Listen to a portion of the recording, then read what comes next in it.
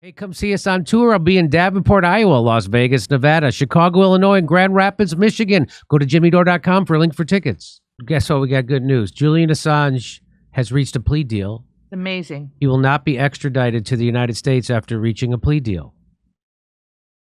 So the U.S. authorities have agreed to drop their demand for Julian Assange to be extradited from the UK after reaching a plea deal with the WikiLeaks founder. In return for pleading guilty to one count of conspiracy to obtain and disclose national defense information, Assange will be sentenced to time served, 62 months, the time he has already spent in a British prison.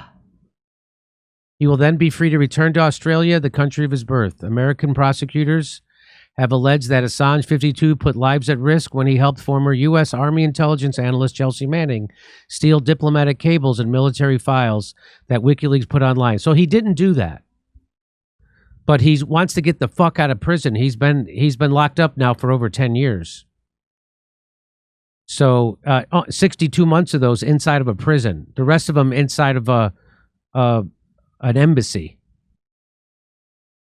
And they've lied about him. They've made people think. They've said he was a rapist. They've said the usual things they do to anybody who's a threat to the establishment. And he's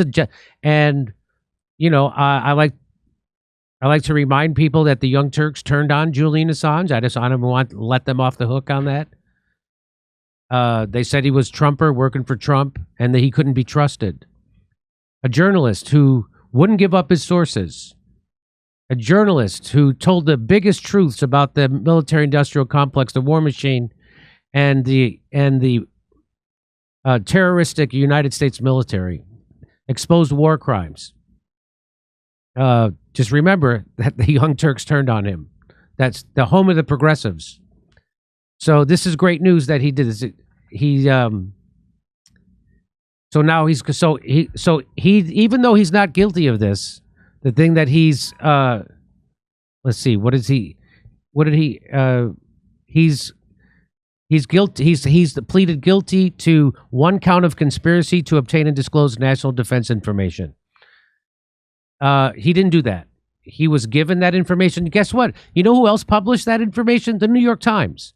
And that's why the Barack Obama administration dropped that case against him, because they realized that if we're going to prosecute Julian Assange, we'd have to prosecute the New York Times as well, because they printed a lot of the same information. Also, that shouldn't be illegal as journalism. And it's not illegal. It's journalism. And everybody, even the worst people in news media, meaning Chris Hayes and Rachel Maddow, have agreed that what Julian Assange was doing was journalism, and that this was actually a threat to journalism. But somehow it's Trump that's the only threat, not Joe Biden when he's doing it, because this is on Joe Biden. So I hope everyone learned how, if you're a real journalist, that's the kind of things that happens to you. When you're a threat to the establishment, when you expose the war machine, and you expose imperialism and war crimes of the elite, which is what he did. People still, they want you to think that, oh, Julian Assange is in prison because he was working with the Russians to hack into the DNC. That was never the case, because that never happened. That never happened. The DNC, that was never hacked in by Russia, and Julian Assange had nothing to do with any of that. What he's in prison for was because he revealed war crimes that the United States committed in Iraq, and he revealed them. They wanted to kill him, but they got it down to just destroying his life. So under Trump, they tried. Pompeo had a plan to assassinate him under Trump. Remember, Trump he loved WikiLeaks when he was running in 2016, and he said he would, but he didn't. In fact, his CIA chief came up with a plan to assassinate him. So shame on Donald Trump. Do you know what people say? Shame on Donald Trump for not calling off the dogs on Julian Assange and setting him free. So that's a big black eye for Donald Trump. So this idea that just because the establishment hates Donald Trump doesn't mean Donald Trump's a good guy and going to do the right thing. That's what a lot of people need to keep in mind. If he doesn't, at this point, I mean, assuming there's not some we don't blow up before the election to make sure that Biden, if Donald Trump does the things that he says he would, like I'll release give you whatever you do that you said, I'll give it to you. If you don't do it, I will give it to you. I mean, look what they're doing to him now. He's just a minor threat. He's a minor blip to their war machine, Donald Trump. And look what they're doing to him. They're trying to put him in jail. 92 felony counts. If they could put him in jail for the rest of his life, they'd do it. Oh, yeah. So if he actually freed Julian Assange without him pleading guilty, so this is just so the government can save face. If he did that, if he released the JFK files, if he actually please release that, if he actually closed down our military bases in the Middle East, and they would kill him, and Donald Trump knows that.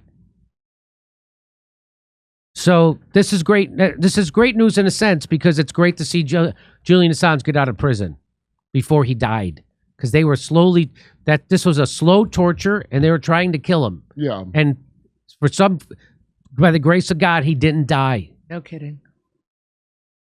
And so I'm really happy to hear this. I'm proud that this show has never wavered in our support of Julian Assange and of freedom of speech and journalism, unlike people who vote for Joe Biden and people who call themselves Democrats and all the other shitlib YouTube stations around, and the Young Turks being the worst of them. And I hope nobody ever lets Cenk Uygur and Anna Kasparian forget that they turned on Julian Assange, said he couldn't be trusted, and that he was working for Trump. Yeah, we really missed out on that Hillary presidency. Yeah. So Hillary said she was gonna reveal all the alien stuff, but now we'll never get to know. I mean, nobody watches their goddamn show anymore. Go watch their live stream. They barely get 5,000. It's like going to an AOC Bernie festival. It's like going to an AOC Bernie festival. Speaking of taxes, do you owe back taxes? Pandemic relief is now over. Along with hiring thousands of new agents and field officers, the IRS has kicked off 2024 by sending over 5 million pay-up letters to those who have unfiled tax returns and balances owed. Don't waive your rights. Don't waive your rights. First of all, don't speak to the IRS yourself. That's my 100% advice. Don't speak to the IRS yourself. Get a CPA or one of these people.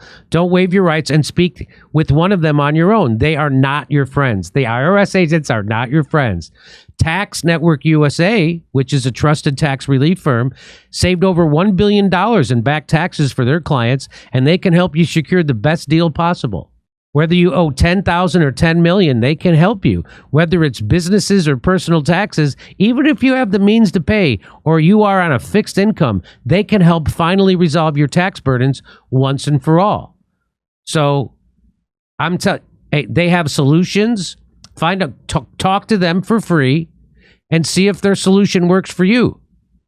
And go ahead and look up. They get an A+ from the Better Business Bureau, but look around. Look at their reviews. See what you think.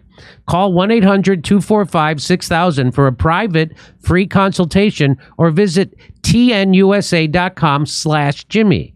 That's 1-800-245-6000 or go to tnusa.com/Jimmy. Hey, come see us on tour. I'll be in Davenport, Iowa, Las Vegas, Nevada, Chicago, Illinois, and Grand Rapids, Michigan. Go to jimmydore.com for a link for tickets.